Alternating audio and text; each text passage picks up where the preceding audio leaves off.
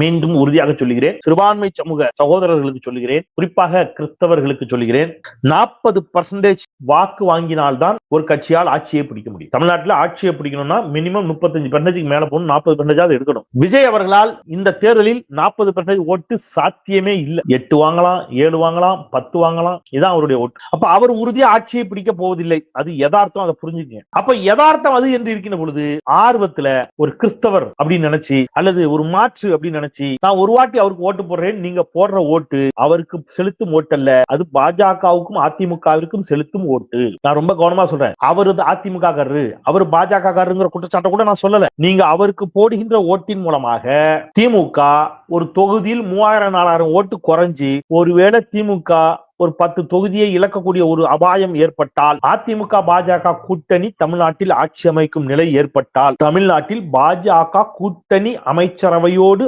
அதிமுக ஆட்சி அமைக்கும் நிலை ஏற்பட்டால், அதன் பிறகு தமிழ்நாட்டை எந்த கடவுளாலும் காப்பாற்ற முடியாது. ஏன்னா பாஜக அவ்வளவு கொடூரமாக தன்னுடைய கரங்களை விரித்துவிடும். பாஜக இன்னைக்கு ஒரே ஒரு வாட்டி ஓட்டு போடுங்கன்னு உட்கார்ந்தார் மோடி 2014. அகற்ற முடியுதா? முடியாது. தமிழ்நாட்டில் கால் வைத்து விட்டால் அவர்களை அப்புறப்படுத்தவே முடியாது. எனவே ஆர்வ கோளாறுல ஏன் ஒரு ஓட்டு தானே விஜய்க்கு போடுறேன் நீங்க போட்டீங்கன்னா, நான் விஜய் நல்லவராக கூட இருக்கட்டும், ஒன்னும் பிரச்சனை இல்லை. ஆனால் இந்த தேர்தலில் அவரால் வெற்றி பெற்று ஆட்சி அமைக்கவே முடியாது என்ற யதார்த்தத்தை புரிந்து கொண்டு யதார்த்த நிலையிலிருந்து வாக்குகளை செலுத்தினால் நீங்கள் புத்திசாலி. இல்லைன்னா எலெக்ஷன் அந்த பொத்தான அமுக்கிற நேரம் குஜராத்தையும் மணிப்பூரையும் உத்தரப்பிரதேசத்தையும் பீகாரையும் ஸ்டேன் சாமியாரின் நிலைமையையும் உயிரோட வச்சு எரிச்சு கொண்டாங்களே ஜீப்ல, ஒரு பாதிரியாருங்க தொண்டு செய்ய வந்தார், உயிரோட வச்சு எரிச்சு கொண்டாங்க. அதெல்லாம் மைண்ட்ல வச்சுக்கிட்டு நீங்க உங்கள் வாக்குகளை செலுத்துவது உங்களுக்கு நல்லது, தமிழ்நாட்டிற்கு நல்லது, இந்தியாவிற்கு நல்லது, நம்ம எல்லாருக்கும் நல்லது.